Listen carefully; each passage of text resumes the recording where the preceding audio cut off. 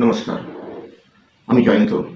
আপনাদের channel joint for ইউতে আপনাদের স্বাগত জানাচ্ছি। দেবগুরু বৃহস্পতি 11th মার্চ 2026-এ মার্গী হচ্ছেন, আর উনি ফর নেক্সট 84 ডেজ ডাইরেক্ট থাকবেন, মানে মার্গী থাকবেন 2 জুন অবধি। 2 জুনের পরে উনি নিজের উচ্চ রাশি কর্ক রাশিতে সঞ্চালন করবেন। তো আপনাদের জন্য দেবগুরু বৃহস্পতির কি ফলিত হচ্ছে, এই গোচর ফল কী হবে, প্রত্যেক রাশির অনুসারে আজকে চর্চা করব। ইন জেনারেল যদি বলি, দেবগুরু বৃহস্পতি যখনই রিট্রোগ্রেড থেকে ডাইরেক্ট হন তখন ওনার শুভ প্রভাবটা বেড়ে যায়। যখন উনি রিট্রোগ্রেড থাকেন, মানে বকরি থাকেন, সেই সময় কার্যে বাধা, সংঘর্ষে বৃদ্ধি, ইচ্ছা পূর্তিতে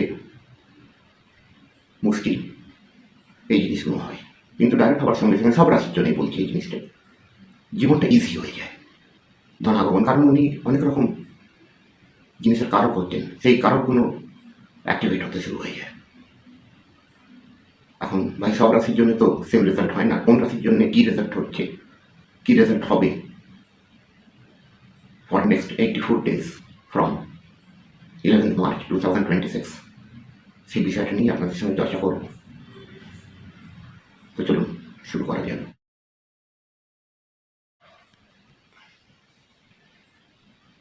কন্যা রাশি, আপনার জন্য দেবগুরু কি নিয়ে এসছেন চলুন জানি।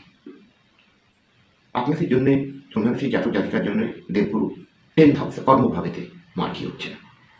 দৃষ্টি ওনার থাকবে আপনার 2nd হাউসের উপরে, 4th হাউসের উপরে আর 6th হাউসের উপরে। তো কী হবে পুরো পরিণামটা?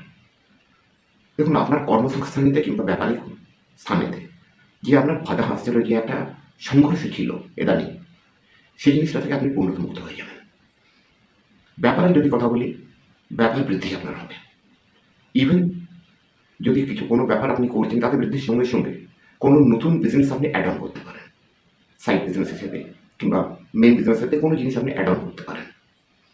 যদি চাকরিতে রয়েছেন, প্রমোশন হবে, স্যালারি ইনক্রিমেন্ট হবে। কর্মস্থানেতে চাই আপনার ব্যবসায় হোক, চাই আপনি চাকরিজীবী হোক, অত্যন্ত শুভ পরিণাম প্রাপ্ত হবে।